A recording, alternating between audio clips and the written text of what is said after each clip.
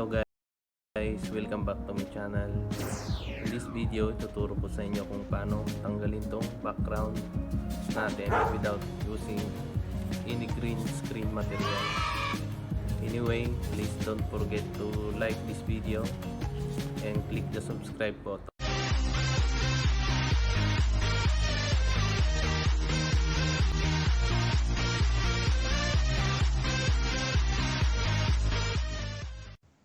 Hello guys, welcome to my screen. So ang first step natin, mag-recreate muna tayo ng green screen gamit ang Paint application. Search lang natin sa search bar, Paint, open, choose green screen, Paint, save natin. Ayan guys, meron na akong nagawa dati, so ika-cancel na lang natin to. Cancel. Don't save. Next step natin guys, open na natin yung zoom up. Ayan. Click natin yung meeting. Ngayon guys, next step natin, papalitan natin yung background natin. Click on this video, choose virtual background, i-add na natin yung add, ginawa natin green image, open mo lang. Ayan guys, napalitan na natin yung background, may green background na tayo. Next na natin to. Next step natin, open na natin yung OBS. So, ayan guys, mag-add lang tayo ng new scene. Lagyan natin ng pamagat na green screen.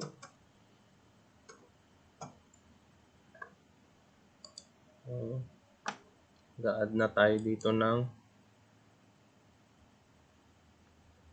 background muna natin.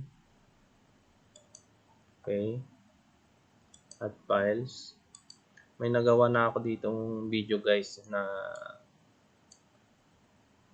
i-upload ko. Gawin muna natin example. Pin lang natin to. Ayan. Minimize natin dito.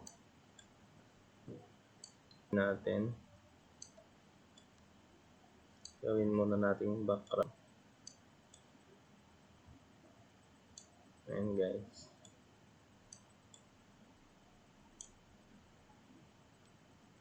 I-fix muna natin yung screen sa OBS. Ayan.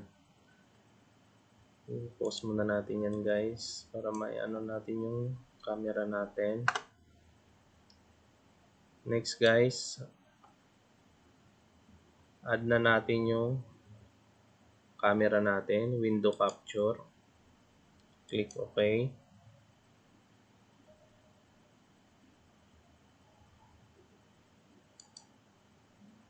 Then click zoom meeting.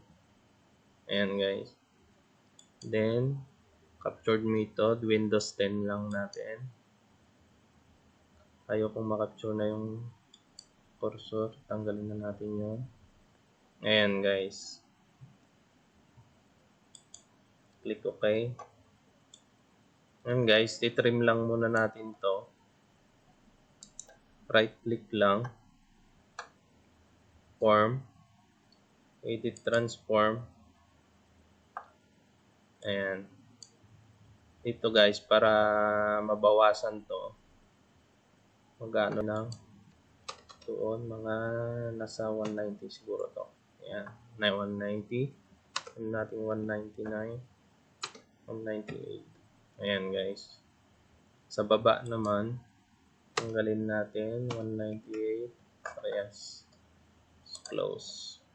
Ayan guys, may green background na tayo. Ayan guys, pwede nyo tong i-lock para hindi nyo magalaw.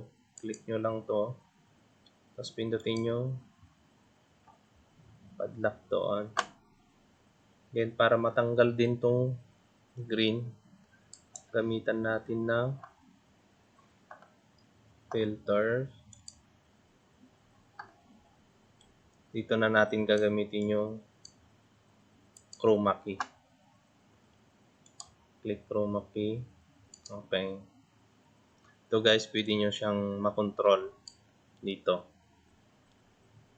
Similarity niya, gaganyan, mawawala ka. Ayan. Then, close lang natin guys to. Ayan. Para ma-set up. Kung gusto nyo i-set up ulit ito. Ayan lang yan. Then, lock again. Ayan guys. Okay na yung background natin. Sana nagustuhan nyo yung video.